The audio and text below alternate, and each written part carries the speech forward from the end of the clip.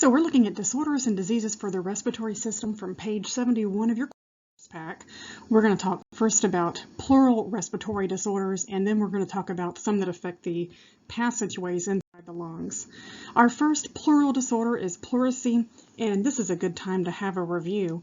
The pleura are the membrane coverings on the outside surface of the lungs. You may recall that serous membranes have an inner visceral layer and an outer parietal layer. And you may recall that between those two layers is a lubricating serous fluid. So someone who has pleurisy or pleuritis has inflammation of the pleura. That can cause a dull or sharp aching pain every time that person breathes in, out, or both. Oftentimes this is caused by a viral or bacterial infection, something like pneumonia, but smoking can also cause this, or even pericarditis can cause inflammation of the pleura as well. Our next pleural disorder is this one called pneumothorax. It is an air pocket in between the visceral and parietal pleura. You'll notice in this image, this huge air pocket here has encroached upon the lung, and it can squeeze the lung over here to this corner. Normally the lung should have been filling this entire space. So the lung can collapse. We call that condition atelectasis when we have air in the space like this. This can be caused by anything from a gunshot wound to a rib breaking and poking into the thoracic cavity to infection that can also lead to gas buildup between those pleural layers.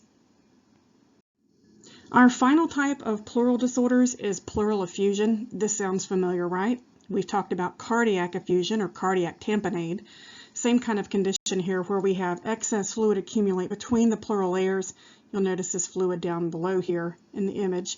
This can be a buildup of blood, serous fluid, pus, or lymph, and the leading cause is from congestive heart failure, pneumonia, malignancies, cancers, and pulmonary embolism can also cause an accumulation of fluid here. In this image, you can see the fluids being pulled off the lung. Diuretics may also be given to reduce the fluids around the lung. Just another image there of pleural effusion, right there. All right, so let's transition and now talk about other respiratory disorders with obstructive and restrictive diseases. First, let's talk about obstructive disorders or diseases. These are ones in which a person cannot fully exhale. If you keep in mind the O for obstructive means there's difficulty breathing out, that will help you keep in mind that restrictive disorders means that you have difficulty getting air into the lungs. Okay, so we're going to talk about COPD. We will not talk in detail about cystic fibrosis, and we also won't talk in detail about the two restrictive diseases listed here, pulmonary fibrosis and obesity. All right, so let's first talk about this obstructive disorder. It is called emphysema, and emphysema patients are sometimes called pink puffers. And the reason for that is they are puffing to get their airway open and to remove the air from their lungs. Of course, this is an obstructive disorder, and people with this disease have difficulty getting air out of their lungs. So with emphysema, airways and alveoli may collapse due to the loss of elastic recoil. That may be due to smoking or repeated disease such as infections in the lungs. These patients are also pink. They have no hypoxia because this is an obstructive disease. The problem isn't getting air in for gas exchange. The problem is getting the air back out of the lungs. So because the person has to physically work to get the air removed from the lungs, you may see muscle wasting. You notice the way this man is sitting. He's got his arms propped on his knees. Notice the thinness to his rib cage here. This all has to do with physically working to remove air from the lungs. You may recall we've talked about expiration or exhalation being a passive process. Normally there should be no work to remove air from the lungs, but in this case we do need to have that extra help from muscles to remove that air. Again, that's a typical stance for someone with emphysema. Notice his pursed lips, typical of someone who is trying to puff the air out of the lungs. So I want to show you what the alveoli look like. We'll talk about those in just a moment. Normally alveoli rupture when a patient has emphysema. So if you imagine somebody taking a cluster of grapes and stomping on them, those grapes lose their structure and become flattened and open. They lose their surface area. So if you've lost your surface area in the lungs, you have difficulty getting the air back out. You've lost that elastic recoil ability.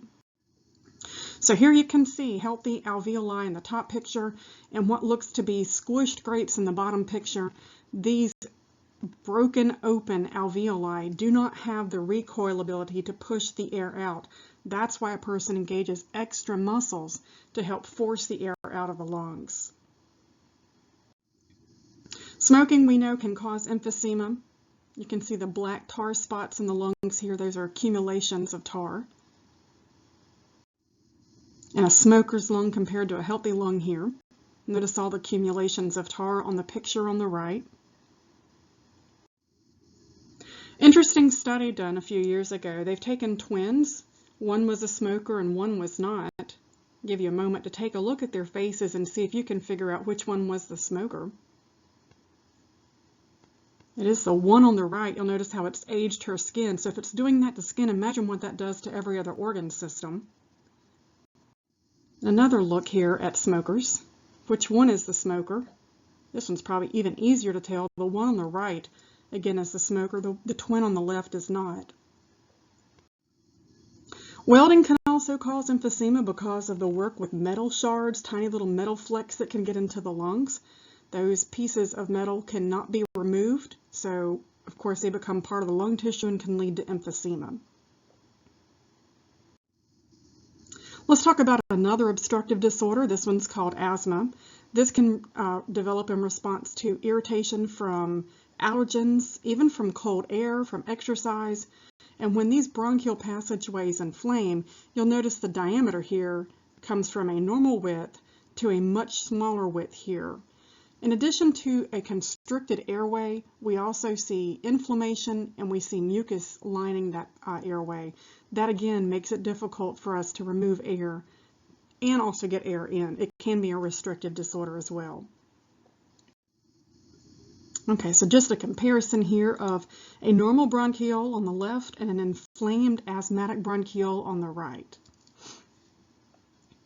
This image, we make that opening where the air can travel through wide enough for air to escape.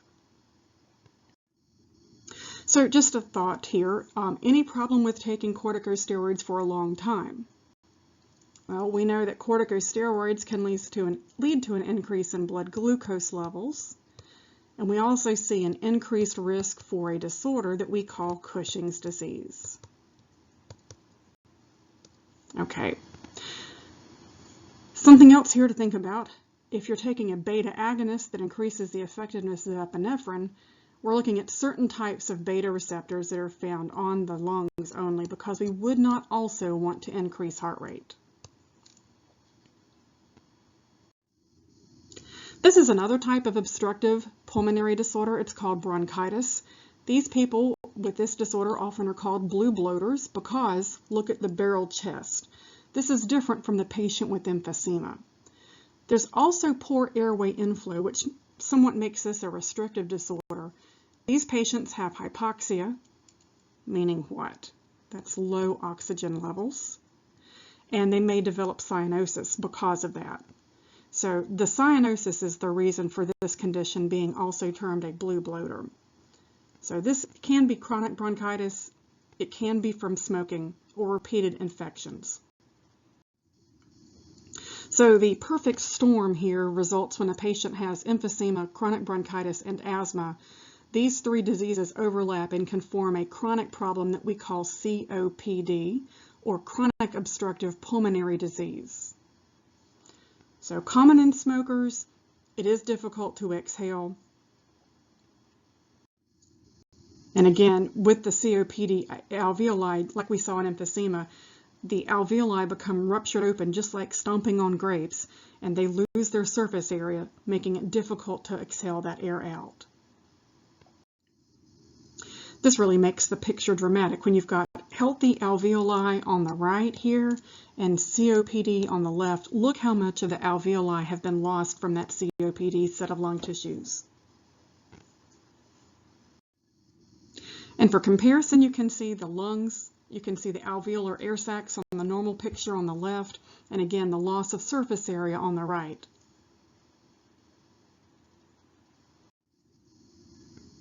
Just another view of COPD lungs. Notice the compressed ducts here, make it hard for air to escape. Notice the collapsed alveolar walls. You don't have as much surface area here as you do on the picture on the left.